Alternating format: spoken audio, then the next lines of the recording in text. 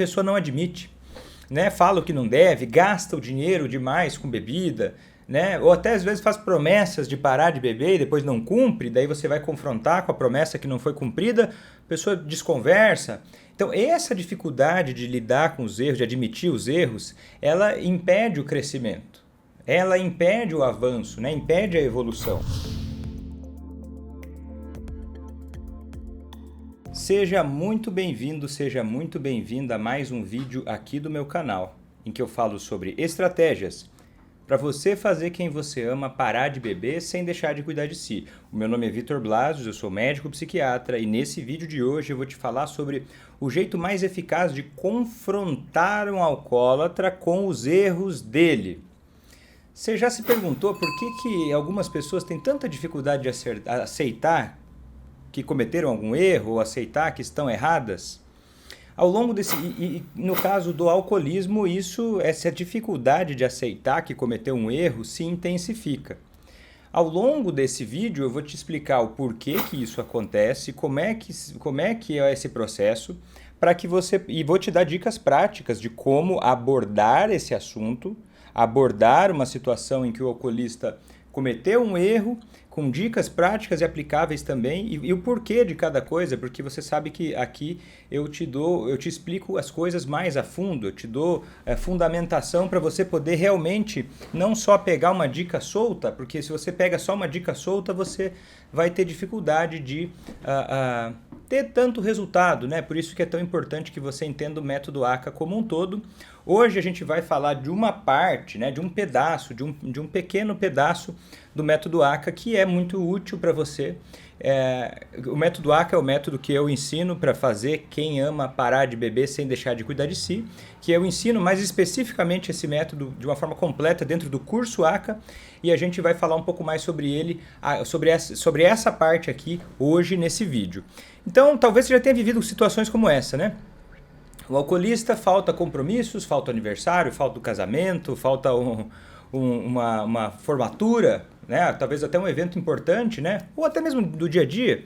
E aí nega, né? Diz que não faltou, que não foi nada demais, ou não quer falar sobre isso. Ou às vezes ele tem dificuldade de admitir que negligenciou a família, né? Que deixou a família sozinha, ou que não assumiu o seu papel em algumas funções.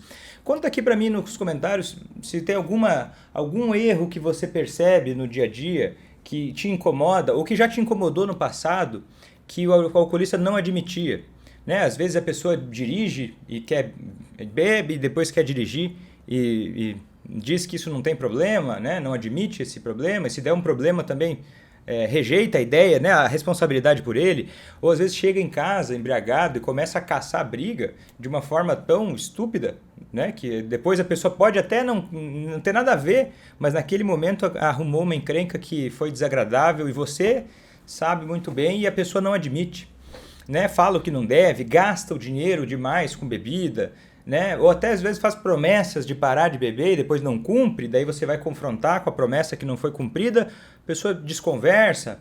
Então, essa dificuldade de lidar com os erros, de admitir os erros, ela impede o crescimento, ela impede o avanço, né? Impede a evolução. Porque uma habilidade humana muito importante é a gente observar e reconhecer os nossos erros.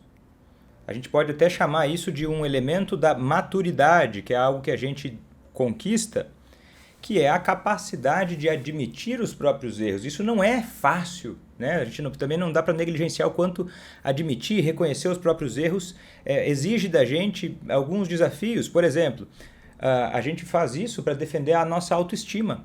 Eu não quero parecer uma pessoa, eu não quero me sentir humilhado, eu não quero ser confrontado com aquele erro, eu quero manter uma vida, uma ilusão a respeito da minha vida e daquilo que eu sou capaz, como uma forma de me proteger de sentimentos desagradáveis. Mas quando você vê a pessoa que você ama fazendo isso, talvez você sinta frustração, né? Frustrada porque sentir que está presa, talvez num ciclo interminável. Meu Deus, essa pessoa não para de errar e não admitir. Talvez você sinta tristeza, né, por ver a pessoa que você ama. Poxa, ela está lá, está tão óbvio para mim e para ela continua se destruindo, né? Ou até raiva, né? Principalmente quando você sofre mais consequências diretas desses erros. Ou até desespero. Poxa, você pode começar a cair no ciclo do alcoolismo, que eu expliquei numa outra live. Que é o quê? Você se desesperar, você começar a se sentir esgotado emocionalmente, e aí você começa a ver que essas nossas lives de aquecimento, elas vão encaixando, né? De sentimentos que você pode ter, e a partir disso, talvez até culpa, né? Ficar em dúvida, será que que eu poderia fazer? Ou culpa do outro lado, né? Como essa pessoa é uma pessoa horrorosa, ignorando os desafios que a pessoa pode ter também, sem minimizá-los, mas entendendo que existem desafios, existe aí uma doença do alcoolismo que não é algo que faz sentido a gente ignorar, né? Também nem minimizar, mas também não ignorar que existe uma doença. E essas emoções, né, perante a esses erros, podem prejudicar o seu bem-estar, a sua saúde mental e fazer com que você tenha dificuldade de até pensar sobre formas melhores de enfrentar essas situações. Então, nessa live eu vou te explicar como isso acontece, por que isso acontece, isso vai iluminar bastante a sua cabeça e vou te dar dicas práticas de como enfrentar isso, tá? Então, vamos começar porque entender sobre o problema é o primeiro passo aqui, tá? O que é o problema? Admitir um erro, certo? Estamos falando aqui, você quer fazer quem você ama parar de beber e essa pessoa não admite um erro. Aí eu vou citar para você um livro muito interessante de dois psicólogos, né? Carol Travis e Elliot Aronson, né? Que, traduzindo, o livro deles se chama Os Erros que Foram Cometidos, mas não por mim, porque nós justificamos crenças tolas, decisões ruins e atos prejudiciais. Ele traz para a gente uma análise muito interessante sobre esse fenômeno de as pessoas não admitirem os erros que cometem, né? Que, na verdade, não admitir um erro é uma forma de você, como eu falei, manter uma sensação positiva de você mesmo, né? E às vezes você pode acabar justificando erros ou ações ruins, mesmo que isso signifique ignorar fatos ou informações objetivas. Quando eu estou explicando agora, presta atenção.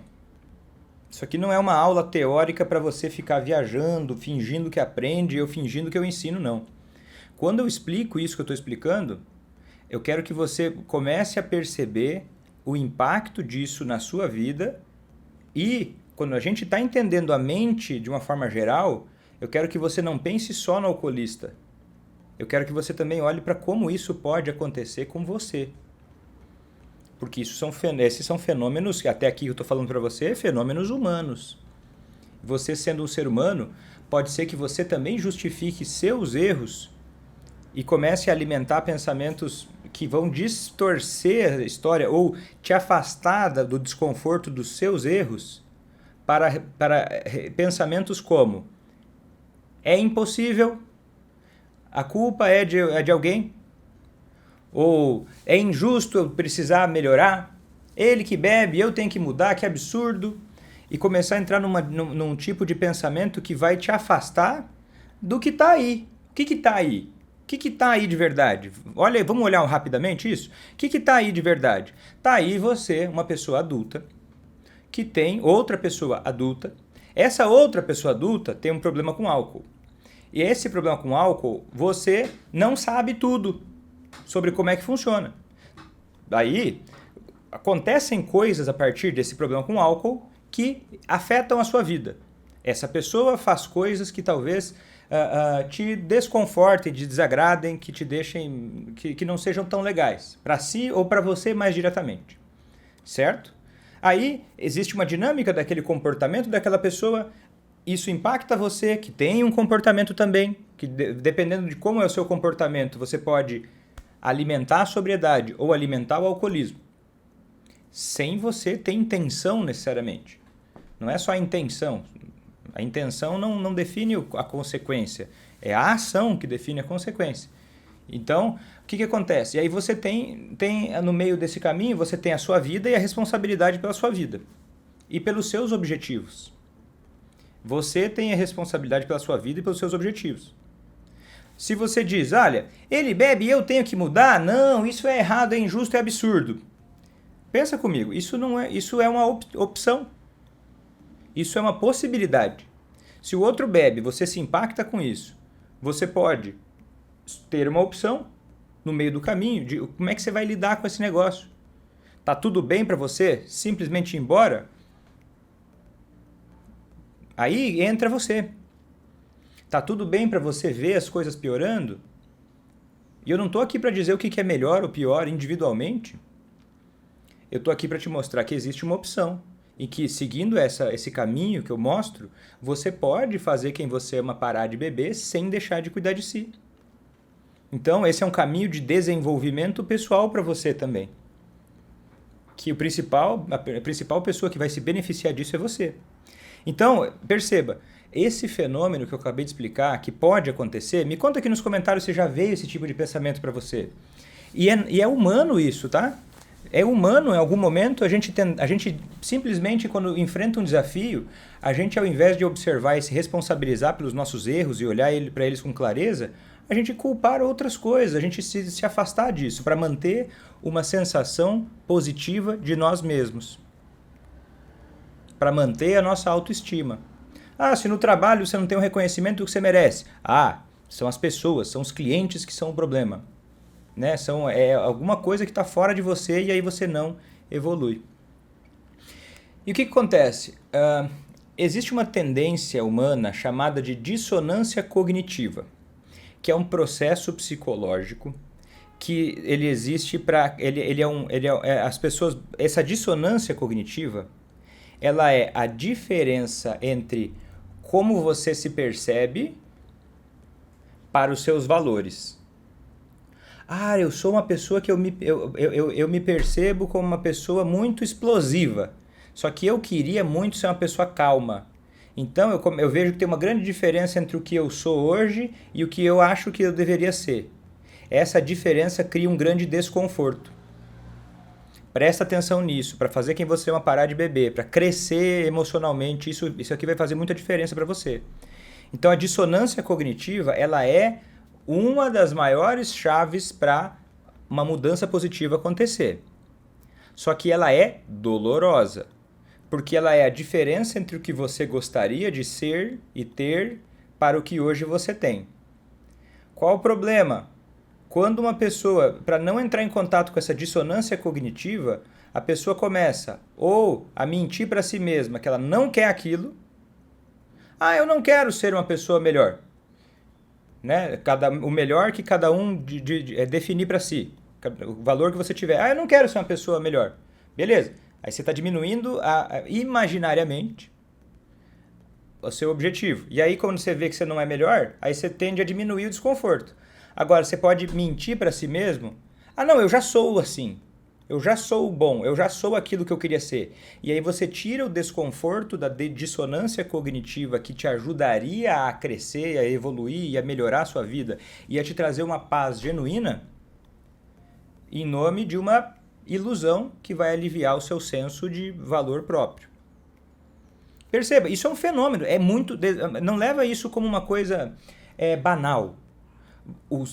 A nossa autoimagem ela é muito importante.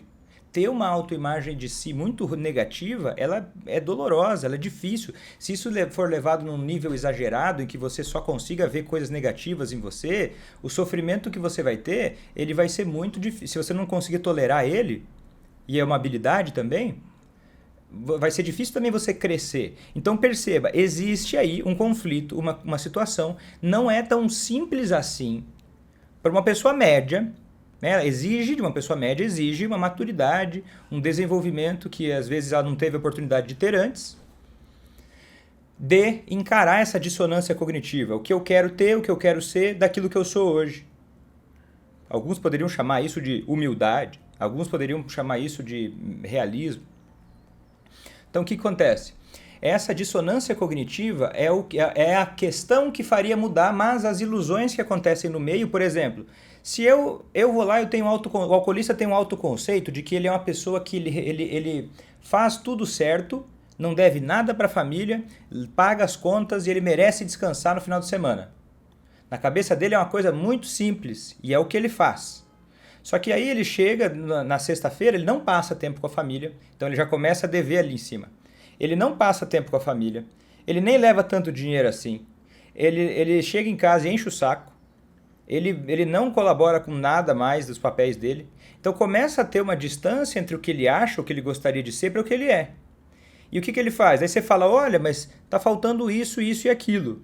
Aí ele vai olhar para você e vai falar, não, eu já tenho tudo isso. Percebeu que a dissonância cognitiva diminuiu porque ele criou na cabeça dele, como um mecanismo de defesa, uma avaliação distorcida do próprio comportamento. E aí, isso é não admitir os próprios erros. Faz sentido? Presta atenção, porque isso que eu estou te explicando ele economiza muito tempo de estudo e de perder tempo na vida. Eu estou te dando um atalho aqui gigantesco para uma coisa que você vai usar para todas as áreas da sua vida. Essa é a razão pela qual as pessoas não admitem erros. Ok, vou te mostrar agora o que fazer com isso. Mas antes eu preciso te explicar um pouquinho mais. Agora a gente vai um nível a mais. Para você entender que isso não é uma bobagem, para você não entender que isso é só uma opinião, para você entender o quanto isso é fundamentado, para você levar a sério isso. Porque é importante, porque a gente não tem energia infinita, então a gente só vai dar valor por aquilo que a gente entende que é importante, que é sério, que vale a pena, né? Que vai fazer você ganhar tempo. Então, vamos lá. Recapitulando. Se eu entendo, presta atenção. Às vezes, uma palavra que eu digo que parece óbvia, depois você sai, passa uns dias, você não lembra mais. Aí depois, você tropeça por não lembrar. Então eu vou repetir uma coisa que é relativamente óbvia. Presta atenção, porque é para você guardar isso. Admitir erros é fundamental para o crescimento pessoal, profissional, familiar. Mas admitir erros, apesar de ser necessário, é uma habilidade. Não é muito fácil fazer isso. E se a gente quer, a gente precisa trabalhar isso em nós. E se a gente quer fazer alguém que a gente ama parar de beber, a gente precisa entender como isso funciona para apertar o botão certo na pessoa. Sabe que uma pessoa ela tende a reagir de acordo com os botões que a gente aperta nela.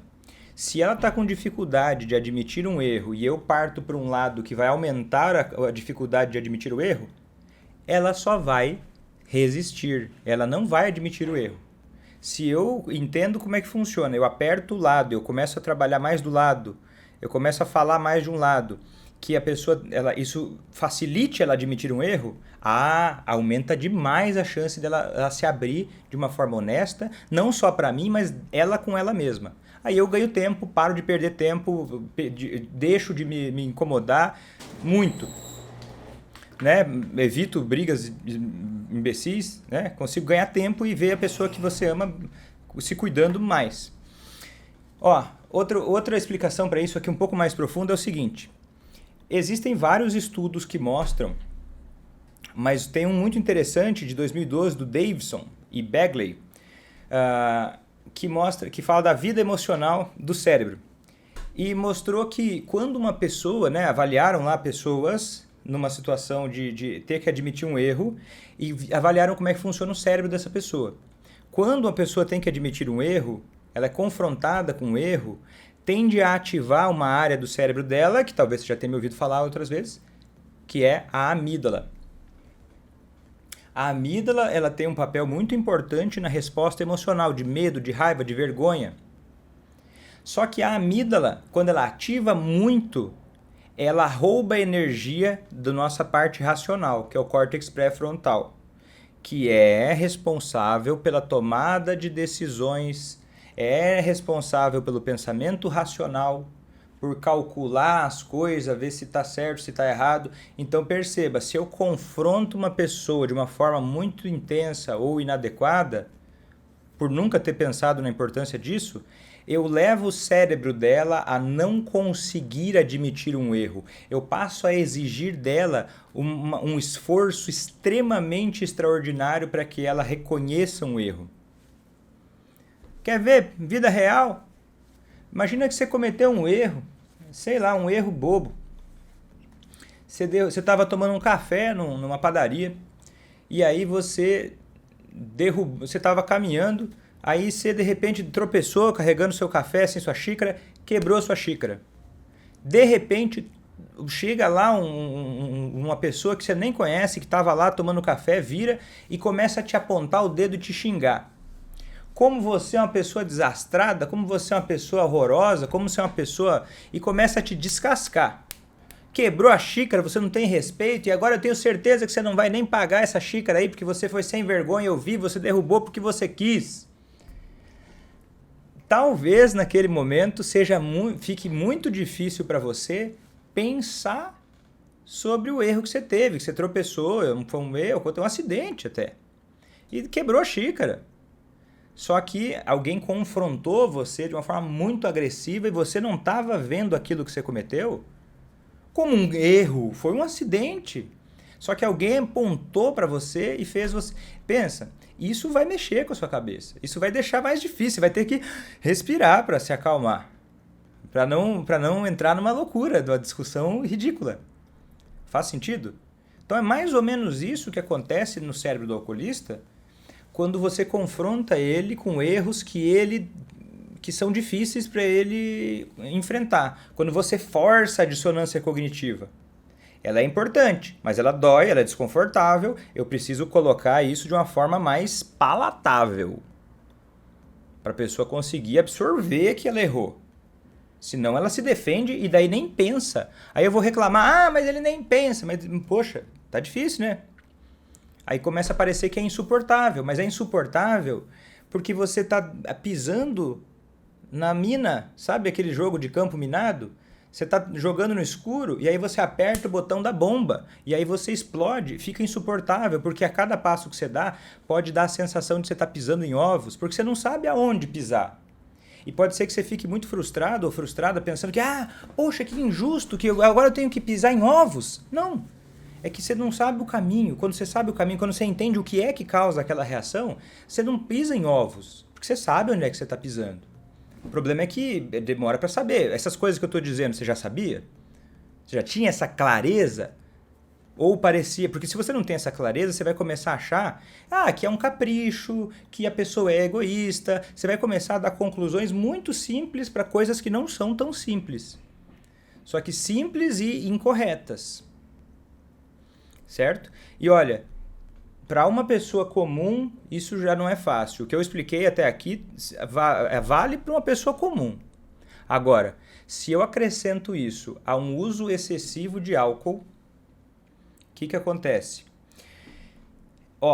Existe uma rede no cérebro. Imagina que no cérebro tem vários jeitos de explicar o cérebro, tá? Eu vou te explicar de uma forma específica, porque teve um estudo muito interessante de 2020, publicado na revista PLOS One, de Chavan et al., né, e os colaboradores, que examinou uma área do cérebro relacionada à aceitação de erros, que é uma área chamada de rede de controle executivo, que envolve o córtex pré-frontal, envolve lá essas partes mais inferiores que tem a ver com as emoções. E sabe o que eles descobriram? Que o uso excessivo de álcool prejudica essa rede. Olha que doideira! Essa rede que interpreta os erros. Essa rede que digere as emoções para conseguir avaliar que errou e admitir e melhorar. Entendeu isso? Para uma pessoa comum, não é a coisa mais simples. O álcool, então percebe como o álcool não é só sobre álcool? A cabeça da pessoa que tem bebido de forma excessiva, ela está funcionando em vários setores de uma forma diferente. Você está entendendo isso? São pequenas mudanças sutis. No jeito que a pessoa percebe. Mas só que quando vai na prática e a pessoa chega em casa embriagada, enche o seu saco, causa uma briga estúpida, e no dia seguinte você vai confrontar ela olha para isso e ou não lembra ou minimiza. Por quê? Porque dependendo do jeito que você confronta, você vai ativar uma área do cérebro que vai tirar a força de uma outra que já está fraca. Que é o córtex pré-frontal. Que é a parte lá racional, que é o que você quer que a pessoa faça. Seja racional, seja justa. Certo? Então vamos lá, tá fazendo sentido até aqui? Se você não entende isso que eu estou dizendo, o que acontece? Você vai sair dizendo coisas como: fulana é um alcoólatra. Alcoólatras nunca escutam ninguém, eles são grandes mentirosos. Essas pessoas, nossa, eu não acredito, meu filho, minha filha, meu marido, minha esposa, eles são grandes mentirosos, pessoas egoístas que nunca escutam a voz da razão que sou eu. Né? Por quê? Porque a gente entra nessa parada. Porque eu vou ter que olhar. A realidade ela é mais complicada do que hoje eu tenho preparo. Pô, isso é desagradável. Então eu vou lá e invento uma história. Ah, não. É a pessoa que não escuta. Não tem o que fazer. Não dá pra fazer. Não dá pra ajudar quem não quer ser ajudado. Ô, tchau. Beleza. Não, é que seguinte. Eu gosto de repetir. Às vezes até posso ser excessivo nisso. Mas muita gente cai de paraquedas. Eu gosto de dizer o seguinte. Não, você não quer fazer quem você ama parar de beber? Isso não é importante pra você? Não faça. O meu conteúdo é para uma pessoa que quer parar de sofrer, que quer viver com a pessoa que ama em sobriedade, que quer entender como é que funciona e as opções que tem. Se você não quer isso, não é para você, por favor, tchau. Fica à vontade para seguir, viver, usar o seu tempo com o que é importante para você. Eu não estou aqui para mandar em ninguém, para dizer o que cada pessoa deve fazer. É uma coisa muito particular. Afinal de contas, quem vai lidar com a consequência disso é você, né? É sua família. Me entristece, mas isso é uma coisa que, por conta das coisas que eu acredito. Você não precisa pensar igual. Seguinte. Então, beleza. Como fazer, então? Como fazer, então, Vitor, para confrontar do jeito certo? Viu? É isso aí, Jane. A Jane perguntou bem na hora que eu ia falar, era bem isso aí que eu ia falar agora. Como fazer, então? Porque eu precisei preparar, eu precisei explicar para falar o que eu vou falar agora. Porque se eu explico só o que eu vou explicar agora, não rola, entendeu? Que vai parecer. E já eu vou explicar, vai ter uma coisinha atrás da sua cabeça que vai se incomodar com o que eu vou explicar. Porque o senso comum faz a gente achar que não entendeu o que eu vou explicar de primeira. Eu vou ter que explicar e falar mais umas vezes ainda. Veja se é assim ou não.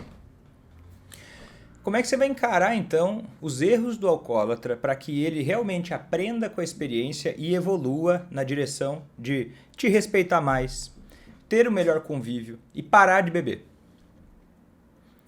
Eu vou colocar alguns exemplos gerais, tá? Que não se esgotam aqui, mas é um bom começo. Primeira coisa, escolha um momento e um local adequado. Você não pega ou não deveria pegar carona com alguém que bebeu. Porque a pessoa que bebeu, ela não está em condições normais, ela não está em condições adequadas de fazer ações sérias, né? Ações que envolvam uma importância, né?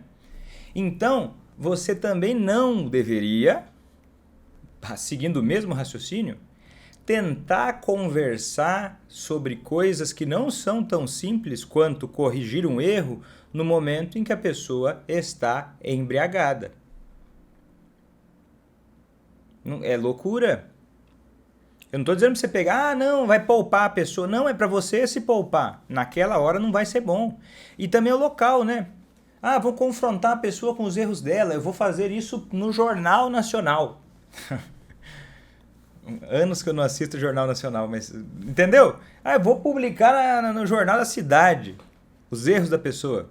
Vou pegar uma reunião de família, vou na frente de todo mundo e vou... Não. São pequenas coisas. Por que eu estou dizendo isso? Que pode até parecer óbvio. No calor do momento, se você não tiver clareza disso, você tropeça e um erro que poderia ser evitado, só de mudar o local e o momento já faz muita diferença. Então não ignora o óbvio.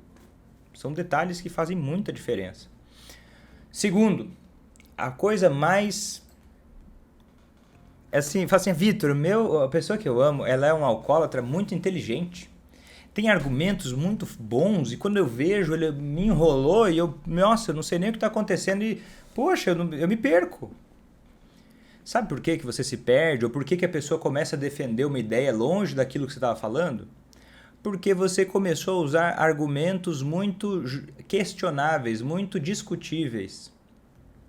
Você usou, se a pessoa faz isso é porque você abriu margem para que ela fizesse isso através de definições, rótulos e opiniões muito discutíveis. Então, você precisa ser mais específico e objetivo. Se você for vago e generalizado sobre o comportamento, viu? Quando você bebe demais, você traz problemas para nós. Você está sendo vago. Você é egoísta. Se você se importasse, você parava de beber, porque olha só a confusão que você gerou.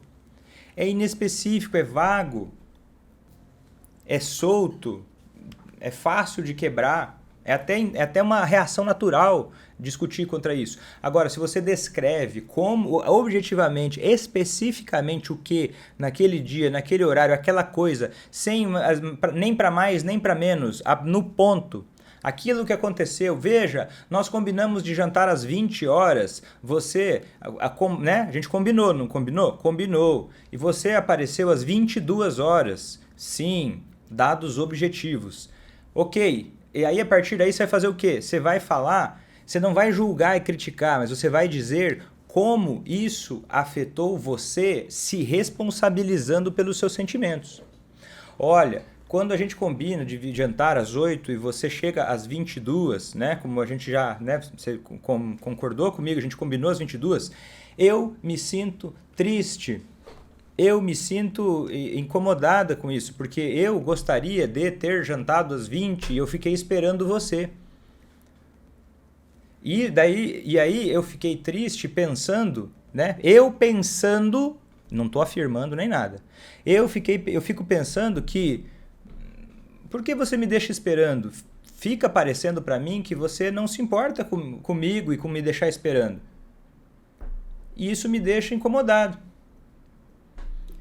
Ok, objetivo, específico, direto. E aí eu tenho que trazer uma solução.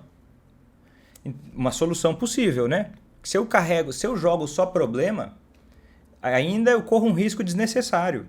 Então eu trago uma solução possível. Olha, então da próxima vez eu acho que eu não confio em combinar com você de jantar às 20.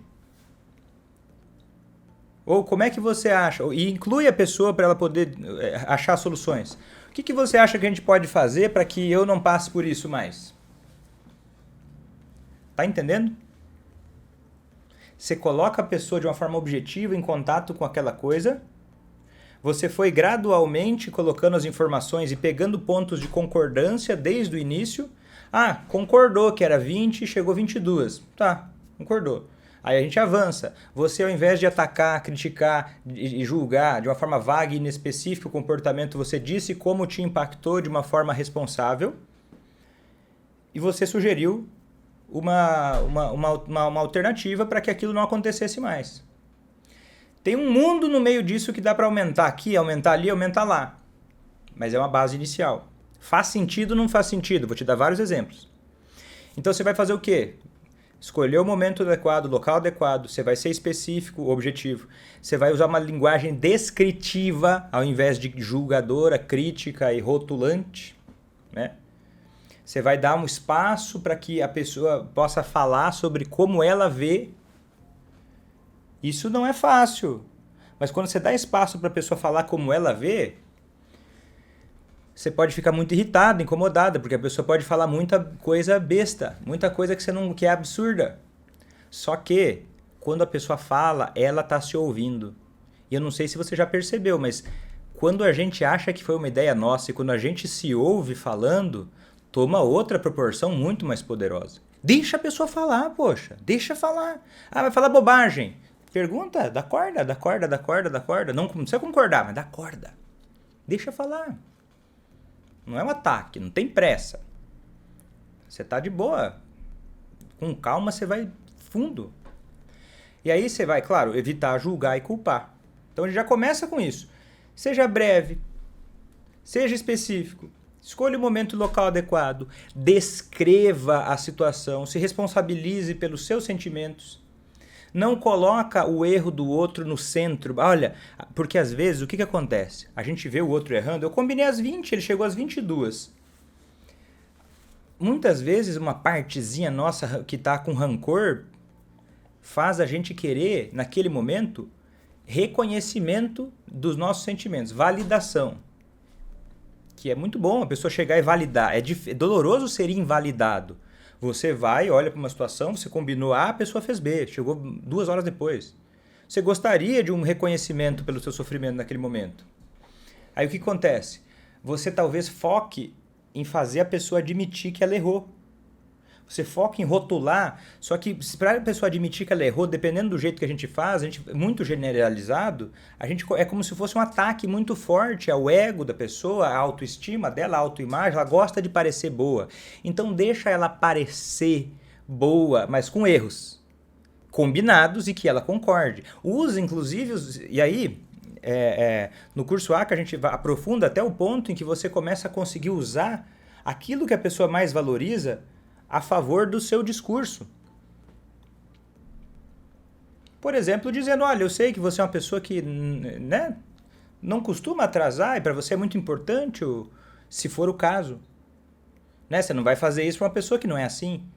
E olha como isso é mais fácil, só que o difícil é você quebrar um monte de vícios de linguagem. É muito mais fácil ser direto e específico. Só que ao longo da vida as pessoas não eram assim. Ao longo da vida isso nunca foi muito valorizado. E aí se perdeu aquele caminho de linha reta para o problema. Você não quer, no fim das contas, o que você quer é ser ouvido e a pessoa poder olhar para o que ela fez de errado e fazer diferente. Não é?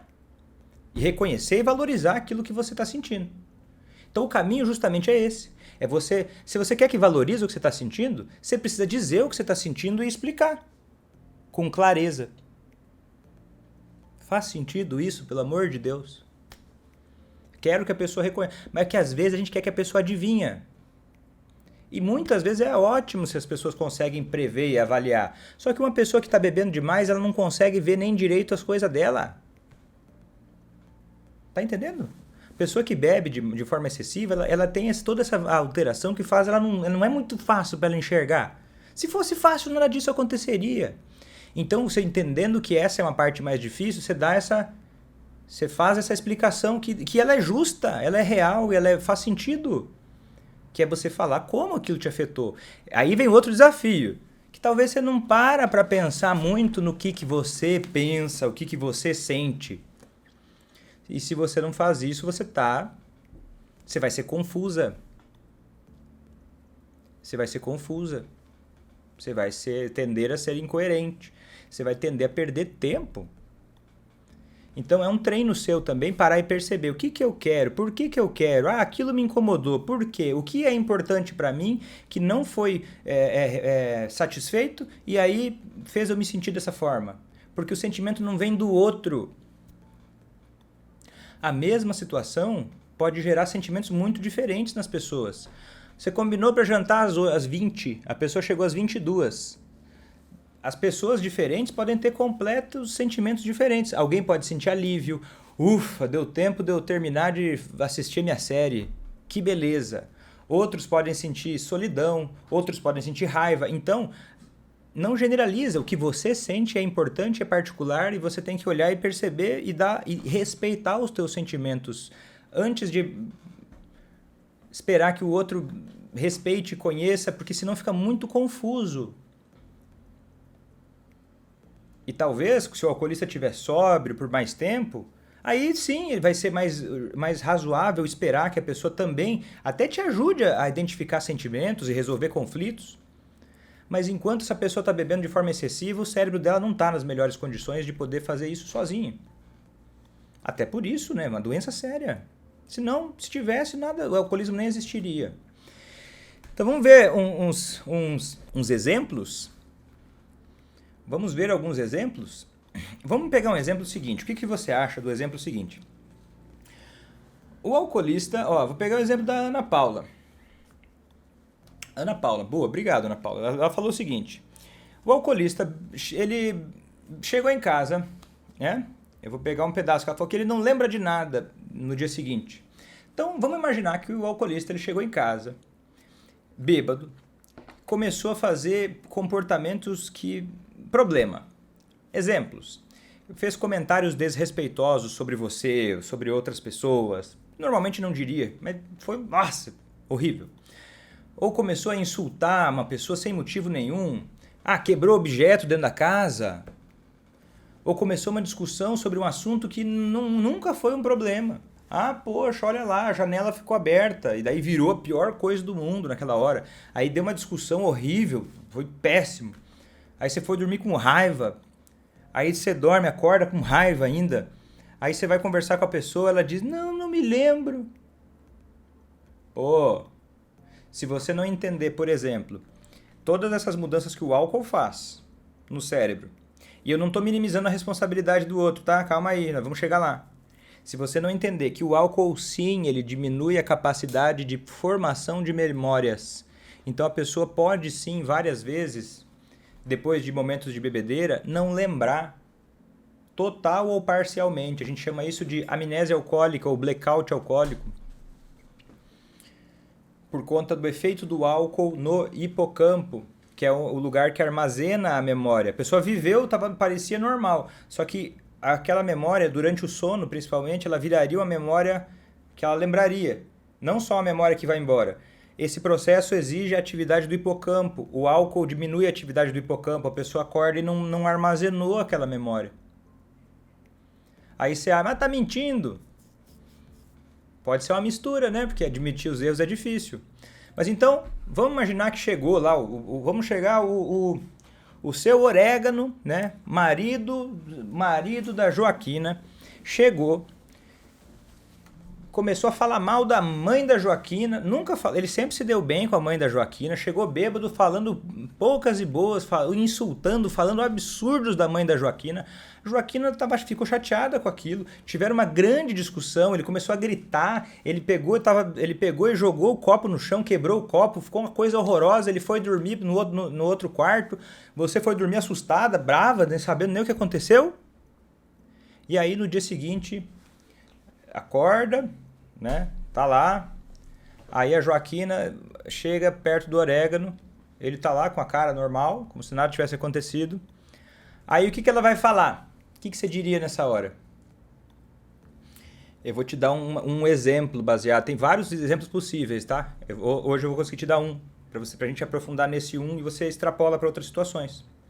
No curso ACA a gente vê muitos desses exemplos de cabo a rabo. Todo contexto, todo momento, toda situação com vários exemplos. Fora a comunidade de alunos em que o pessoal compartilha histórias e diálogos que aumentam o repertório de uma forma muito mais rápida. Mas eu vou conseguir te falar um agora. Olha, imagina que a Joaquina falou pro Orégano: seu louco, seu sem vergonha, o que você foi falar da minha mãe? Oh, mas eu não lembro o que foi. Eu falei da sua mãe? Não falei, não. E aí vira uma briga. Agora, pensa a diferença. Ô, Orégano, bom dia. Fiquei assustada com ontem. Ponto. Pausa. Primeiro, ou antes até disso. A gente pode conversar? Vamos ali tomar um café? Aceitou. Vamos tomar um café. Aí fala, cara, fiquei assustada com ontem. Fiquei assustada com o que aconteceu ontem. Pausa. Você não sai desatando igual uma metralhadora. Por quê? Porque esse tipo de diálogo, ele é sensível. Você sabe disso. E quando um diálogo é sensível e você está entendendo mais ou menos o que você está fazendo, você não vai tudo de uma vez. Você coloca um pedaço, aí você olha. Porque a resposta do outro que vai te dizer se você está indo para o lugar certo ou não. É um mecanismo maravilhoso. Porque você tem a resposta imediatamente para qual é o próximo passo. Então você vai em partes. Fiquei assustada com ontem. Pausa. Aí observa. Porque a pessoa pode falar, assustada com ontem? Mas por quê? O que aconteceu? E aí você vai abrindo o diálogo. Aí como é que você vai fazer? Descritiva. Olha, ontem você chegou falando que a minha mãe é uma pessoa que onde ela passa não nasce mais grama. Você disse que ela era uma pessoa preguiçosa, que era uma parasita, que só tirava proveito dos outros. Eu nunca vi você falar isso da minha mãe. Pausa. Ah, mas eu não lembro. Vamos imaginar dois cenários. A pessoa lembra e aí vai para um lado, né? Mas vamos pegar o cenário que a pessoa não lembra, tá? Não lembra. O que você vai fazer? Não, mas você lembra sim. Então eu vou te explicar. Você não tem vergonha do que você fez? Se a pessoa não lembra, vai ser uma vergonha muito indireta. Não faz muito sentido. Então você vai para onde? Não lembro, tem uma resistência. Olha a genialidade disso aqui. tem uma resistência. Eu não pulo a resistência, eu não atravesso ela. Eu paro nela. Eu volto, opa, deixa eu vir aqui na resistência. Não lembro. Ah, é? Não lembra? Te preocupa não lembrar? O que você acha sobre não ter lembrado? Daí vai olhar, vai ter aquela xícara, aquele copo que está quebrado no chão. Assim, veja, tem até uma xícara quebrada. Você lembra como isso aconteceu? Não, não lembro. Aí a pergunta é, pois é, te preocupa não lembrar? Olha a genialidade disso. Confrontar que a pessoa não lembra é muito fácil ela se defender. Você não lembra, você tem que lembrar. Ou mas você fez. Você fez e foi ruim. Calma, você vai levar esse objetivo. Mas você vai fazer como? Você não lembra, mas te preocupa não lembrar? Você vai dar um nó tão grande na cabeça da pessoa, ela não tem pra onde fugir. Te preocupa não lembrar? Que ela vai ter que dizer, te preocupa, não preocupa? Pois é, me preocupa. Pois é, mas por que te preocupa? Você vai explorando. Aí a gente já entraria no judô psicológico da fase 1 que eu ensino no curso ACA. Que você vai explorando, vai explorando, vai explorando, vai explorando. Que vai dando corda pra pessoa se enrolar. Por quê? Porque se você entende... E aí a gente entraria, se fosse nessa situação de muita resistência, a gente entraria numa coisa que eu chamo de judô psicológico, que é a parte mais avançada da comunicação no curso ACA. Que a gente entende, tá? Essa percepção, essa forma graduada de entender a mudança do comportamento e a resistência, ela é muito genial porque ela dá pra gente o norte de para onde ir. A mudança acontece em 4... Tá, tem várias formas de explicar isso, vou explicar de uma outra forma a mesma coisa, tá? Todas elas encaixam, mas eu vou te explicar aqui, que em 4 elementos que costumam ser progressivos. Começa com a percepção. Eu olho racionalmente e percebo que eu tenho um problema com álcool. A maioria para aí. Ou na segunda que eu vou te falar. A pessoa tem a percepção, Vitor, eu sou alcoólatra. Vitor, eu preciso parar de beber. Te incomoda? Vitor, essa é a melhor forma que eu consigo viver. Para mim, sabe, são muitos desafios, então eu bebo. Desconforto? Baixo. Racional. Pouco conectado, assim, com realmente a parada mesmo. Eu tenho um problema. Tenho a percepção. Mas ela não evolui. Porque depois vem o incômodo. A pessoa, não, eu tenho um problema, realmente, poxa, eu não deveria ter feito aquilo e eu me sinto mal, me sinto culpado, me sinto envergonhado, me sinto humilhado, chora, se descabela e fala, nossa, como eu tô mal, tô triste, você acha que eu gosto que isso aconteça? Isso é muito triste. Incômodo, a pessoa demonstra incômodo, percepção e incômodo. Então por isso que ela fala, não lembro, te preocupa. Você está falando de percepção e incômodo. Você não está falando sobre a próxima parte, que aí vai começar a intenção de mudar. Porque eu nem chego perto da intenção de mudar, eu não presumo que a pessoa tem intenção de mudar, até que fique escancarado isso. Eu continuo na parte de percepção e incômodo. Porque se eu pulo a largada, eu ativo a amígdala. Essa é a forma mais... Pega essa explicação. Se eu pulo a largada, se eu queimo a largada, eu vou direto para a intenção de mudar, para falar que as coisas precisam mudar, eu começo a ativar o medo, eu começo a ativar a ansiedade, a vergonha, a culpa, a amígdala, desafios. Eu tenho que focar ainda, se a pessoa não está muito, obviamente, fazendo tudo, aí você nem vai querer puxar o assunto, a pessoa vai puxar o assunto. Você vai focar na percepção do problema e no incômodo. E o que você acha disso que aconteceu? Você nem chega falando a sua opinião de cara. Olha, foi uma porcaria. E aí, como é que é pra você? Eu quero saber. Como é que é pra você?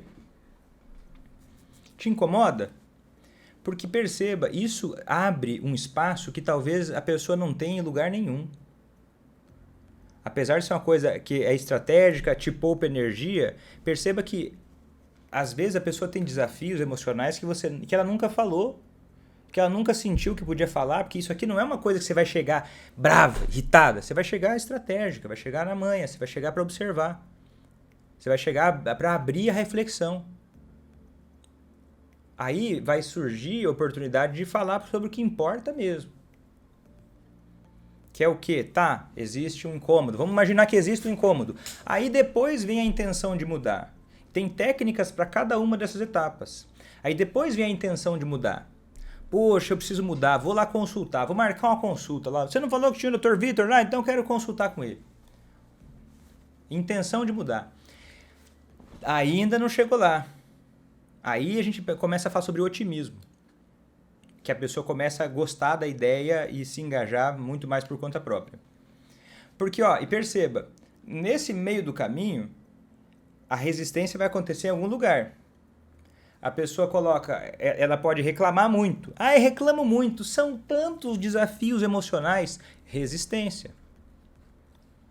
Porque se são tantos desafios emocionais e eu estou motivado a mudar, e eu estou com prontidão para mudar, isso precisa estar ligado com a intenção de mudar. Se não está ligado, você está lidando com resistência.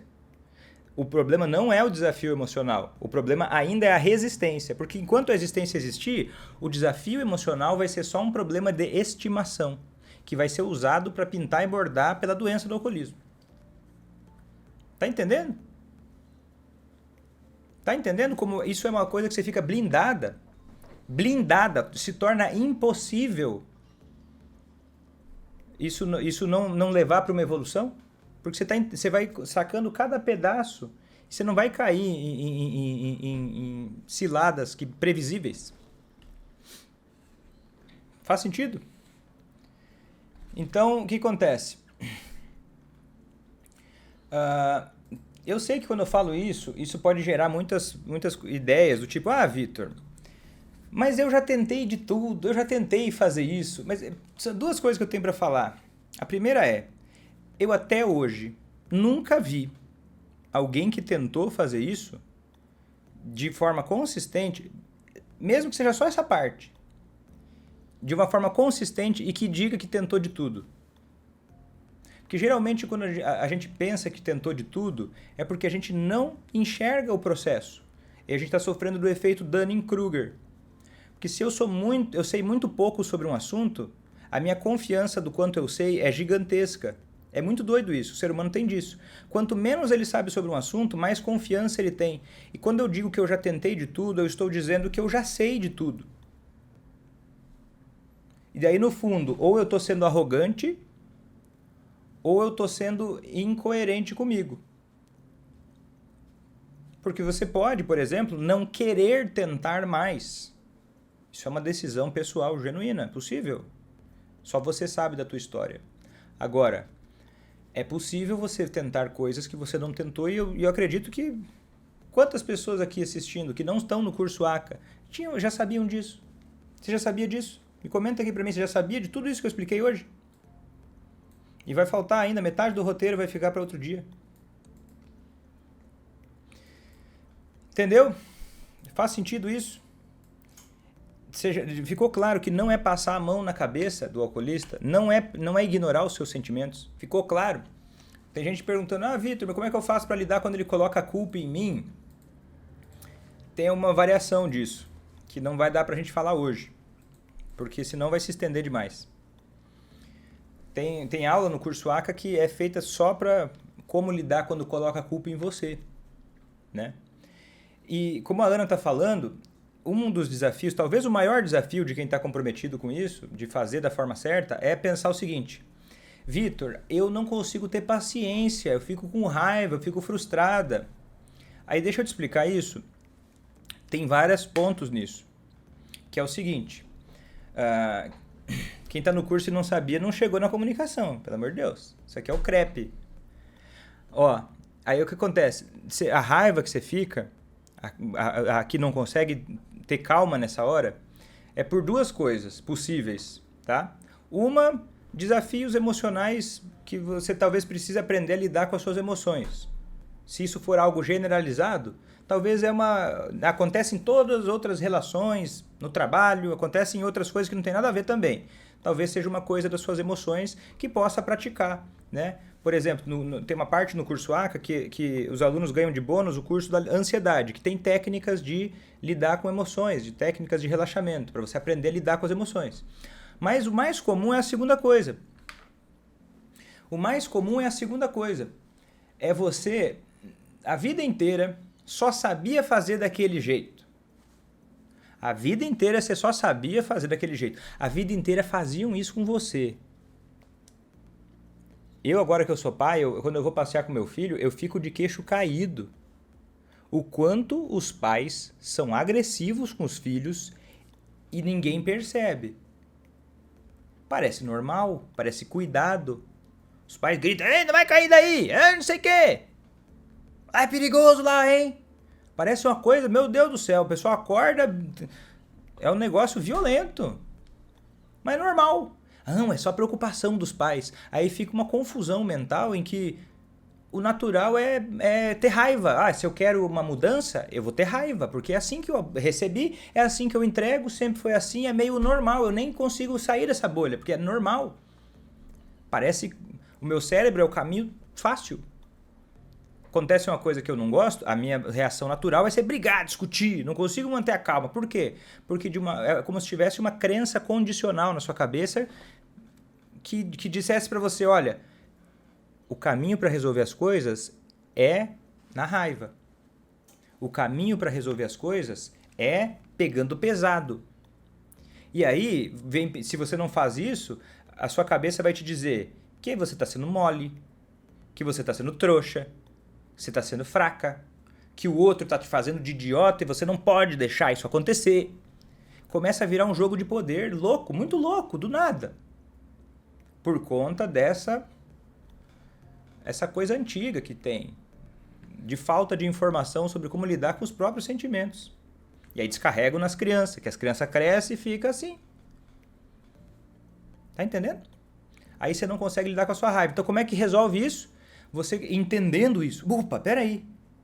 Tem uma forma que pode ser melhor. Tem várias alunas do curso ACA que vão lá entra no curso e fala, eu vou fazer o que esse rapaz está falando aí, mas eu não acredito nisso. Eu vou fazer só para jogar na cara dele. Aí tem várias garantias, né, condicionais, que a pessoa tem que fazer aquilo lá e comprovar que fez. Se ela comprovar que fez e não funcionar, tem todo um benefício. Aí tem gente que entra e vai fazer, vou fazer para mostrar que não funciona esse negócio. Vai lá na raiva, faz e daí olha, putz, e não é que funcionou. É claro que você não tinha percebido. E às vezes você tem que fazer mesmo, da forma certa, para você poder sentir que funciona. Aí quando você sente como funciona, você começa a confiar aos poucos que isso é uma forma mais interessante para você. E ao longo do tempo isso vai passando a ser a forma mais comum sua. Só que é um processo, né? Sempre fez as coisas de um jeito. Você começa a mudar, igual alcoolista para parar de beber. É um desafio, mudar experimenta escovar os dentes com a mão diferente. Você escova com a esquerda, escova com a direita. Uma semana. Não é muito simples, porque o cérebro quer repetir o padrão antigo. Mas se a gente vai intencionalmente e insiste um pouco, começa a adotar um novo padrão e aquele novo padrão vai ficando mais fácil. E aí vai passando a ser natural. A maior parte das vezes você vai ter condições de fazer da forma mais adequada. E olha, eu vou dizer uma coisa aqui que eu corro o risco de ser mal interpretado. Mas deixa eu te falar uma coisa. Você não precisa acertar todas as vezes. Quando eu te mostro um norte, ou até no curso ACA, que tem a estrutura em detalhes, você tem que seguir cada elemento, assim, que você tem que até anotar numa tabela, aquilo é o ideal.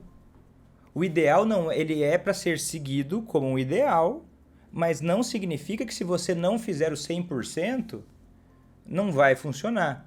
Porque fazer quem ama parar de beber não precisa chegar no 100%. Você pode chegar no 80%. 80% é excelente. Você erra 20% das vezes. Uma coisa ou outra. Dependendo do erro, né? Tem erros que são muito graves. Fazer dieta também funciona assim. Mas dependendo do erro, você estraga. Mas se não forem erros graves, né? A maior parte não vai ser um erro grave. Você consegue, não, porque fazer quem ama parar de beber é um processo médio-cristão. Quer dizer o quê? Você tem que acertar mais que errar. Mas não precisa acertar 100% das vezes. Pensar em acertar 100% das vezes, além de não ser necessário, é algo que trava, né? Trava. Aí você fica, nossa, eu tenho que ser perfeito. Trava. E aí você não vai desenvolver, que é o mais importante, que é seguir melhorando 1% a cada dia. Faz sentido? Então, esse aqui foi o início aí do nosso trabalho sobre como lidar com os erros do alcoolista. Te dei vários exemplos, te expliquei por que isso acontece, por que no cérebro do alcoolista é diferente.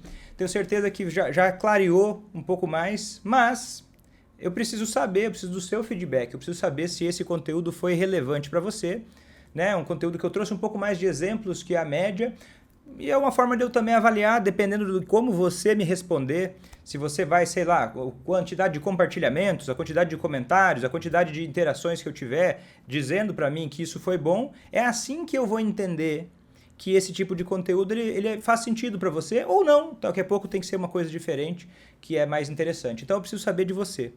Tá bom? Então me conta e também compartilha com outras pessoas que possam estar precisando saber disso tanto ou mais que você. Vou ficando por aqui, até a próxima.